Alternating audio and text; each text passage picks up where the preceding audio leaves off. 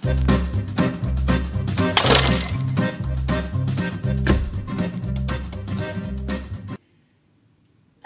warahmatullahi wabarakatuh. Salam sejahtera untuk kita semua. Om Swastiastu, Namo Buddhaya, salam kebajikan. Teman-teman, selamat datang, selamat bergabung di channel kami. Kita udah masuk bulan September, ya. Iya. Kita pasti ingat ada tragedi besar. Nah, hari ini kita mau membahas soal tragedi itu apa, World Trade Center tragedy, ya. Berikut juga dengan Islamophobia yang kemudian terus berkembang hingga saat ini.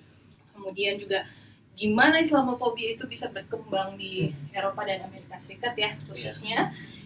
Juga kondisi ekonomi politik apa aja sih yang akhirnya tuh bisa membuat Islamophobia itu langgeng hingga saat ini. Bagaimana kita harus menyongsong masa depan melampaui Islamophobia itu sendiri. Tentunya kita juga butuh solusi yang paling tepat, gitu. Dan yang terpenting juga nanti relevansinya dengan Indonesia seperti apa, nanti kita akan membahas juga. Nah, sebelum kita bahas itu semua, kita lihat video yang berikut ini dulu, ya.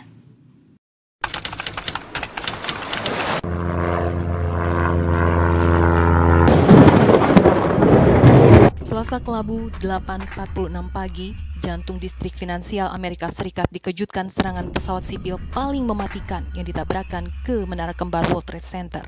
Setidaknya 3.000 jiwa menjadi korban atas tragedi yang membuat magnitudo perhatiannya hingga seluruh belahan dunia. Tragedi ini menjadi tonggak perubahan kehidupan sosial politik tak terbantahkan, khususnya bagi umat Islam. Al-Qaeda dan menyatakan bertanggung jawab atas serangan itu. Akibatnya, banyak narasi negatif yang dialamatkan kepada umat Islam, dan yang paling berpengaruh hingga saat ini adalah Islamophobia. Iya, itu tadi kita udah sama-sama lihat videonya, tragedi yang sangat memilukan hati tentunya, dan kemudian sekarang juga kita masih terus merasakan sebenarnya ada Islamophobia. Ini kita mulai dulu dengan seperti apa yang terjadi di tragedi World Trade Center itu, Ayah, dan sebetulnya Islamophobia sendiri itu apa sih? Oke. Iya, kalau kita ingat ya, peristiwa 20 tahun yang lalu, tepatnya itu terkenal dengan peristiwa 9/11, ya, 11 September 2001, itu terjadi pembajakan pesawat sipil oleh kelompok teroris yang mengklaim mengatasnamakan dirinya sebagai kelompok Islam.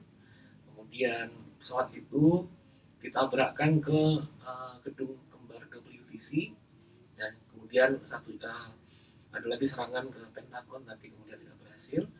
Dan yang itu semua membuat kita sedih, karena begini, kalau kita ingat bahwa tahun 2001 itu kan adalah awal ufuk baru, ya, milenium baru. Kita memasuki setelah 2000 tahun setelah Masehi, juga kemudian abad baru. Tentunya pada awalnya kita harapkan semua itu bisa kita sambut dengan harapan-harapan yang lebih baik, dialog yang lebih konstruktif, gitu, dan lain sebagainya. Tapi ternyata awal itu kemudian kita dibenturkan oleh guncangan tragedi, gitu, yang memakan korban jiwa, dan tidak hanya itu, juga kemudian mendorong, mempertajam proses kebencian dan fragmentasi yang terbangun di antara komunitas masyarakat, gitu. Baik antara negara-negara berkembang dengan negara-negara dikuasa, ataupun misalnya komunitas Muslim dengan komunitas yang lain. Nah, sejalan dengan itu, yang terjadi terutama di negara-negara Eropa dan Amerika Serikat, kita menyaksikan fenomena yang disebut sebagai Islamophobia. Apa itu sebenarnya Islamophobia? Fobia itu adalah ketakutan Islam, ya, kita tahu Islam, ketakutan terhadap Islam, atau ya kemudian kalau diuraikan secara lebih mendalam lagi, itu terbentuknya praasumsi bahwa ajaran Islam, pandangan-pandangan kalangan Muslim, karakter, perilaku dari mereka cenderung pada kekerasan, cenderung memberikan dukungan terhadap teror, kemudian cenderung tidak dapat beradaptasi dan menerima gagasan dan pandangan-pandangan demokrasi, kebebasan berpendapat, dan hak asasi manusia, sehingga persepsinya bahwa Islam itu anggapannya adalah agama yang ketinggalan zaman. Nah, persepsi tersebut ini kemudian mendorong pada proses-proses diskriminasi, persekusi, terus miskomunikasi, terus kemudian pandangan untuk melihat bahwa dalam dirinya penganut Islam itu kemudian dalam tanda petik terbelakang dan tidak beradab. Nah, hal ini tentunya sangat mengganggu sekali ya. Kondisi seperti ini tentunya kemudian membuat kalangan Muslim, terutama komunitas Muslim di Amerika Serikat, di Eropa, ini menghadapi problem dan persoalan ketika mereka harus bersosialisasi di masyarakat, berinteraksi di ruang publik. Sehingga kemudian dalam kondisi-kondisi seperti ini, mereka merasa tereksklusi, tersingkirkan dari komunitas masyarakat. Nah, kondisi seperti ini kan memunculkan posisi yang sulit dari kalangan masyarakat Muslim, sehingga kemudian kemungkinan yang terjadi itu kalau tidak ada komunikasi dan dialog untuk memperbaiki keadaan, membuat mereka pertama mereka menolak, kemudian cenderung menolak keyakinan mereka sendiri, gitu kan. Atau kedua misalnya mereka memanipulasi atau mereka tidak memunculkan identitasnya, mereka tidak mau mengakui dirinya sebagai umat Islam dalam ruang publik, meskipun di ruang private mereka melaksanakan keyakinan mereka. Atau ketiga, mereka jadi fundamentalis, menjadi ekstremis, yang mana kemudian mereka melihat bahwa suasana lingkungan masyarakat ini kemudian membenci mereka. Iya, kemudian mereka memunculkan persepsi, ya sudah kita fight back, kita menolak itu. Nah, itu yang ada kemungkinan responsnya seperti itu juga ya. Betul. Ya, nah itu kemungkinan yang tidak yang bisa jadi muncul ketika tidak ada proses-proses untuk saling memahami dan komunikasi intersubjektif yang lebih baik tentunya. Itu pre-assumption-nya berarti memang sudah sangat dalam sekali ya. Berarti ya, betul. Terutama juga tadi kan Islam sebagai dianggap sebagai agama yang terbelakang, diboost kemudian dengan kebencian terhadap Islam, ketakutan terhadap Islam, itu akhirnya yang terjadi seperti yang barusan digambarkan sama Betul. Dan tapi harus diingat bahwa itu bukan gambaran keseluruhan ya, bukan whole picture dari masyarakat Barat ataupun masyarakat Amerika gitu.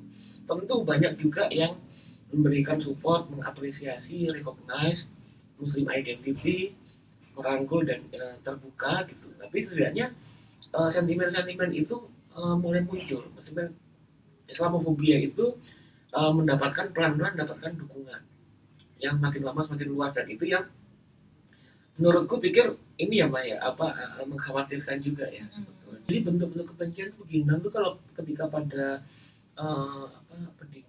era setelah pemboman WTC itu banyak sekali kemudian muncul kebencian, penolakan, dan tidak bisa menerima misalnya kalangan Muslim menggunakan atribut-atribut identitas keislaman mereka yang menunjukkan keislaman di banyak tempat seperti itu. Terus kemudian cacian dan pengerusakan terhadap misalnya masjid itu muncul, dan itu di beberapa tempat bahkan sampai tahun 2015-an masih seperti itu juga, 2016. Nah, lain lagi misalnya gini yang agak, dan seringkali juga targetnya itu bahkan bukan kalangan Muslim. Nah, kita tahu bahwa salah satu kewajiban dari kalangan yang beragama Sikh itu kan memakai tutup kepala seperti sorban itu ya. Nah, ada suatu kejadian bahwa salah seorang laki-laki yang orang Sikh itu menggunakan sorban dan dia mengalami persekusi juga. Gitu. Karena dianggapnya Muslim. Dia Muslim, dianggapnya Muslim. Dan ini beberapa hal itu berkali-kali terjadi. Contohnya misalnya gini, ini saya bicara bukan pada periode 2001-2002, tapi apa yang terjadi di tahun 2015. Jadi misalnya ada dalam satu komunitas Muslim yang komunitas Muslim tinggal di sana, ada salah seorang perempuan namanya Yusor kalau tidak salah. Dia itu kuliah biologi di University of South Carolina. Nah kemudian dia ingin ngambil S2 dentist, jadi untuk berprofesi menjadi dokter gigi. Nah, dia selama ini merasa bangga dengan menjadi bagian dari komunitas Amerika, gitu kan. Dan dia merasa bahwa di lingkungannya itu selama ini dia diterima meskipun dia menggunakan jilbab walaupun di ruang publik. Nah, dia menikah nih sama menikah kemudian dengan pasangannya, tinggal bersama dengan adiknya Yusor ini. Nah, pada suatu waktu ada tragedi yang mengejutkan. Ini persoalannya sepele. Persoalannya pada waktu itu soal parkir mobil. Gitu. Nah, pada saat parkir mobil, ternyata kemudian terjadi perang mulut segala macam, dan sepertinya memang sudah disetting nih penyerangan terhadap itu. Dan ketiga-tiganya ditembak, gitu, sampai meninggal. Dan itu juga mengejutkan juga. Dan dalam laporan kesaksian pengakuan dari ayahnya bahwa sehari sebelumnya dia curhat nih si Yusor ini bahwa kenapa ya kok pelan-pelan ini komunitas orang-orang selain kita ini kok menganggap kita tidak, mereka tidak bisa menerima kita gitu. Terus kemudian ada beberapa kejadian terjadi persekusi, terjadi penghinaan, ada apa karena pakaianku ya gitu, pakai jilbab ini. Nah, itu salah satu persoalan yang menunjukkan bahwa terus terjadi meskipun sudah tahun 2015 itu. Udah 14 tahun. Udah 14 tahun tapi terus seperti itu. Nah, itu salah satu bentuk Islamofobia. Juga kalau misalnya begini, jadi yang sangat debatable ya, yang menjadi perdebatan baik di kalangan media massa ataupun di dalam kalangan ruang publik akademik, itu kalau Mama ingat itu ada peristiwa peristiwa kartun yang dalam tanda petik misalnya menghina Rasulullah. Oh iya, di Prancis, Charlie Hebdo ya kan, yang kemudian peristiwa itu berakhir dengan eksekusi terhadap kartunis Charlie Hebdo itu, dan memunculkan kontroversi gitu. Iya. Nah, ini aku mau jelaskan nih dikit nih soal ini nih. Ya, tentu bahwa kita menolak ya secara kemanusiaan, kita menolak misalnya eksekusi tersebut.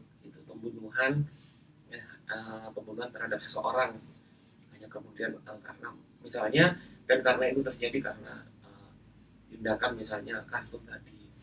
Nah, cuman yang jadi persoalan kan begini, kontroversi yang muncul setelah insiden tragedi Charlie Hebdo itu, pilihannya dua gitu. Jadi reaksi yang muncul semacam aksi, demonstrasi, dan upacara di ruang publik itu istilah Je suis Hebdo. Aku adalah Hebdo gitu, I am Hebdo. Nah, kemudian konstruksi ruang publik yang terbangun ya, framingnya, kalau kamu tidak support Je suis Hebdo, maka kamu melawan kita gitu. Jadi pilihannya hanya ada dua gitu kan. Gitu, mendukung Charlie Hebdo yang membuat kartun yang menghina Nabi Muhammad, bukan hanya menghina Nabi Muhammad, tapi juga misalnya menghina atribut agama-agama lain gitu, menghina Kristen, menghina Hindu dan lain sebagainya sebagai bentuk satir.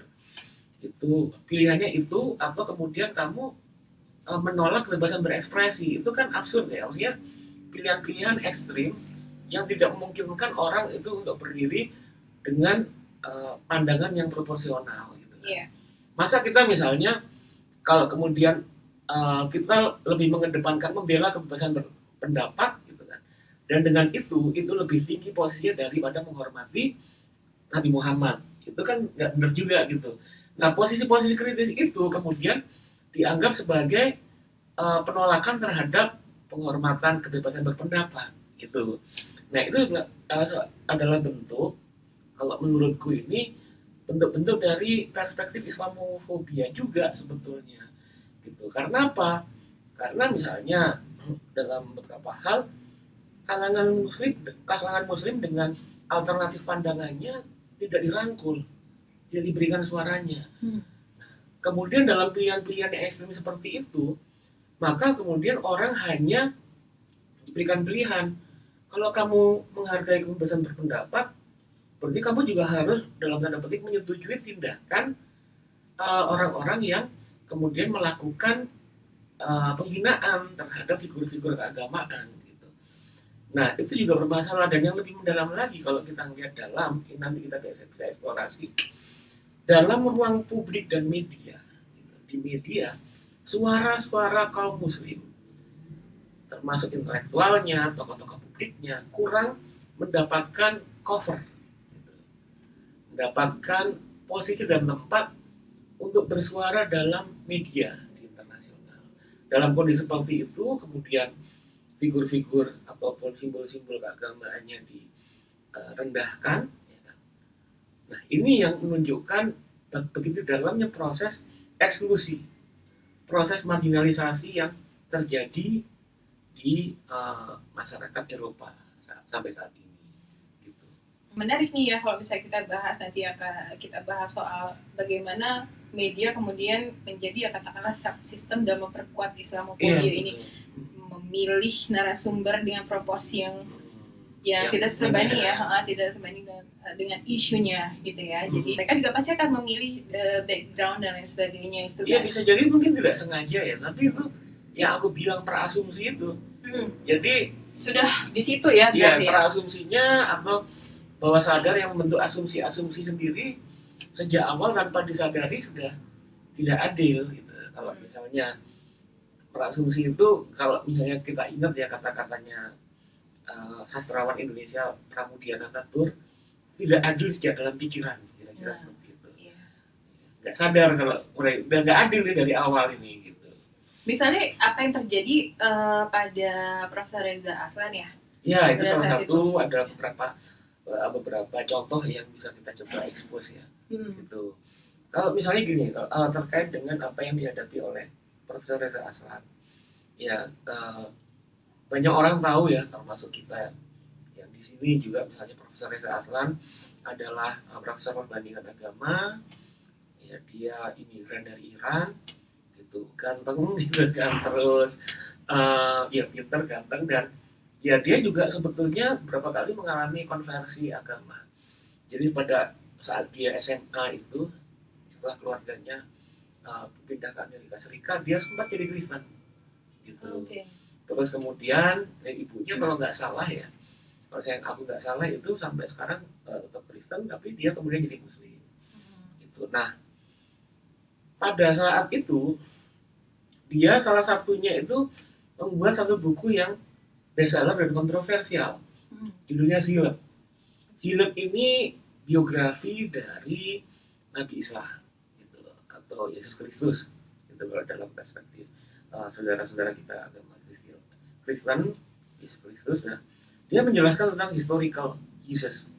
Jadi bagaimana Nabi Isa atau Yesus itu secara historis, bukan secara keyakinan. Nah, di situ kemudian dalam wawancara oleh salah satu stasiun televisi yang memang perspektifnya itu agak minor ya, ada kalangan Islam itu, dia mengutarakan gini loh, Anda ini menulis tokoh agama Kristen yang bukan agama Anda gitu. Terus kaget, loh, saya ini profesor perbandingan agama, saya banyak menulis tentang wacana-wacana keagamaan gitu, yang bukan hanya keyakinan saya gitu. Loh, kenapa kok saya ditanya seperti itu? Apakah tidak cukup bahwa saya expert dalam kajian agama itu untuk saya menulis salah seorang tokoh keagamaan gitu. Nah, itu menunjukkan juga bagaimana sejak dalam pikiran sudah tidak adil media memframing posisi-posisi misalnya kalangan Muslim gitu kan. Nah, juga misalnya ini ada yang menarik. Dan ini tidak hanya dialami oleh kalangan misalnya yang kelompok-kelompok kanan ya, tapi juga dalam beberapa hal juga dijangkiti oleh kalangan liberal. Jadi begini, bahwa ada salah satu talk show televisi juga, itu presenternya namanya Bill Maher. Terus kemudian yang satunya neuroscientist, itu akademisi namanya Sam Harris. Dan satunya lagi namanya artis nih populer namanya Ben Affleck gitu. Ya Ben Affleck kita sering nonton film-filmnya. Nah dalam perdebatan itu tentang Islam, positioningnya memang pada waktu itu ya Ben Affleck cenderung membela tentang bahwa ya kita nggak bisa melihat Muslim itu secara monolog gitu kan, satu warna, bahwa Islam itu cenderung agama yang mendorong provokasi terorisme, cenderung anti demokrasi, mendukung kekerasan dan lain sebagainya. Karena berbagai macam ekspresi-ekspresi Islam itu beragam gitu. Ada kemudian agama, ada tafsir dari agama gitu, seperti itu. Nah, sementara yang lain itu cenderungnya minor, persentasenya juga minor dalam melihat posisi Islam gitu, tidak netral nih. Nah, cuman dari situ yang menunjukkan bahwa ini berbicara tentang Islam, tapi tidak ada yang merepresentasikan dari kalangan Islam, intelektual Islam nggak ada di situ. Itu dan tokoh masyarakat Islam misalnya imam masjid misalnya di Washington atau itu tidak diundang di situ misalnya. Nah, dan peristiwa seperti ini sempat dilakukan riset oleh beberapa kalangan intelektual.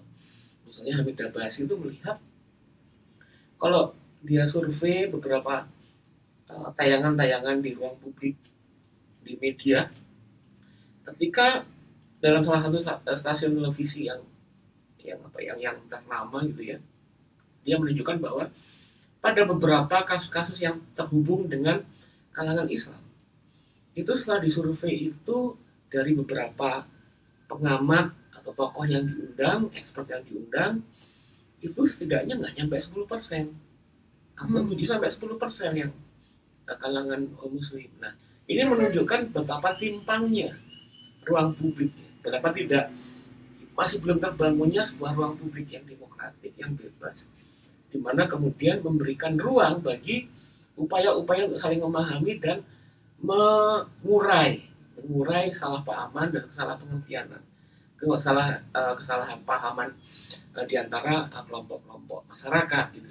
Atau memang Islam yang mau dibentuk oleh, katakanlah misalnya aku bisa meminjam bahasa, dibentuk oleh mereka itu memang seperti itu. Artinya kan kalau misalnya memang ada proporsional dalam kuantitas gitu ya, misalnya narasumber kan ada perspektif keislaman yang sesungguhnya itu seperti apa, ya kan? Kemudian ini yang terjadi justru sebaliknya. Ini kan tentu bukan karena presenternya atau narasumber yang minor ini mainnya kurang jauh gitu ya. Pasti ada, barangkali pasti ada lebih dari itu. Iya, betul. Kenapa bisa seperti itu gitu? Ya ini gini, memang kalau kita lihat ya, kalau aku sendiri melihat bahwa dalam perspektif narasi pengetahuan itu ada kajian yang jadi mainstream yang kuat, itu yang disebut sebagai kajian atau studi tentang orientalisme. Pernah tahu ya, orientalisme itu kan pernah tahu istilah itu, pernah belajar soal itu. Dijelaskan juga buat teman-teman juga ya. Nah, orientalisme ini satu kajian, itu ada buku klasik yang bagus yang menjelaskan soal itu, ditulis oleh Edward Said. Itu aktivis dan intelektual gitu, dari imigran dari Palestina, kemudian dia pindah ke Amerika jadi profesor gitu. Nah, dia melihat gini bahwa ada persoalan nih, bagaimana terkait kajian-kajian studi barat dari era pertengahan. Jadi dia lihat dari era-era awal dari proses kolonialisme dalam melihat dunia timur dan di dunia non Eropa, itu di mana mereka ini membangun persepsi mereka sendiri, terus kemudian menciptakan pengetahuan mereka sendiri dengan menempatkan, membingkai dunia timur, dan dalam hal ini salah satunya adalah dunia Islam itu sebagai dunia yang atau wilayah atau masyarakat yang pertama eksotik, berbeda dengan Barat, tapi juga selain itu juga subordinat dari Barat, jadi di bawah gitu ya, di bawah Barat grade pengetahuan dan peradabannya gitu. Nah, juga dari situ kemudian terbentuk perspektif tentang dalam konteks ketika leveling gitu, peradaban, itu bahwa Barat ini, Eropa ini lebih superior gitu. Dan memunculkan kesan bahwa menjadi tugas dari masyarakat Eropa, kekuasaan Eropa untuk memberadabkan dunia Timur dan Islam gitu, salah satunya. Nah, ketika hal ini kemudian terbangun sebagai sebuah perspektif utama dalam kajian atau pengetahuan, itu terus berkembang sampai sekarang gitu, kajian-kajian orientalisme ini. Dan kajian seperti ini bukan bebas kepentingan, bukan bebas nilai, tapi untuk melayani kepentingan-kepentingan kekuasaan.